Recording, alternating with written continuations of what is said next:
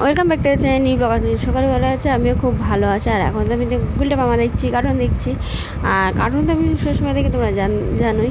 আর তোমাদের কি প্ল্যানিং অবশ্যই আমাকে জানিও। এরকম একটা সুন্দর ওয়েদারে তোমরা কী কী করছো, কোথায় যাচ্ছ অবশ্যই জানিও। কিন্তু আমার তো কোথাও যাচ্ছি না, বাড়িতেই আপাতত আছি।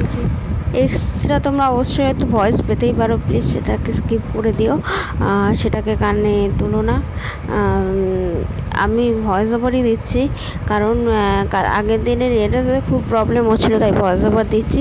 সচরাচর ভয়েস ওভার সব কিছুতে দিই না, কিছু ক্ষেত্রে আমি অবশ্যই দিই, কেন কপিরাইট ক্লেমটা করে দেয় অনেক সময়, এই জন্যই।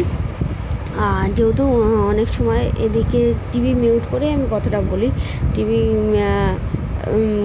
যখন আমি আনমিউট করা হয় তখন আমি অলরেডি সেই ভিডিওগুলোতে বা সেই ইয়েগুলোতে আমি তখন ভয়েস ওভার দিয়ে দিই। তো খাওয়া দাওয়া করবো, খিদে পেয়ে গেছে, পুজো দেওয়া কমপ্লিট হয়ে গেছে, কিছু কাজ ছিল সেই সব কাজ কমপ্লিট করেছি আজকে। আর এখন আমি আলু ভাজবো আর পেঁয়াজি করব। তো আজকে নর্মাল খাওয়া দাওয়া করবো, এইসব খেতে ইচ্ছা করছে তাই। তো এখন বিকালবেলা আমি বাবুল শুক্রকে নিতে চাইনি, আমি অনির্বাণকে নেওয়ার চেষ্টা করছিলাম, কিন্তু পরে এসে দেখালো। তো গানগুলো তো শুনছিলাম, কিন্তু ব্যোমকেশ চলছিল ওদিকে, ব্যোমকেশ চলে গিয়ে আর গানগুলো শোনা যায় বেশি কম। তাও আমি ব্যোমকেশও দেখছিলাম, গানও শুনছিলাম, সব কিছু মিলিয়ে মিশে।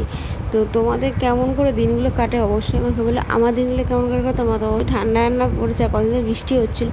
আমি হয়তো ভাবছিলাম একটু খিচুড়ি খাবো, কিন্তু খিচুড়ি খাওয়াই হচ্ছিলো না।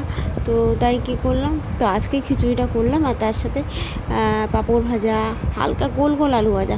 দুপুর আলু ভাজা খেয়েছি আমি জানি, কিন্তু এখন না একটা আলুতে আলু ভাজা করেছি, তাহলে জানো বিশাল আলু ভাজাটা আমার বর খাবে, আমি পাঁপড় ভাজা দিয়ে খাবো। আর এই পাঁপড় ভাজাগুলো দিয়ে খিচুড়ি খেতেও খুব ভাল লাগে, তোমরা খেয়ে দেখতে পারো, খুব সুন্দর হয়, টেস্ট হয়। নুনের ভাবটা যেহেতু কম থাকে পাঁপড়টা, এই জন্য।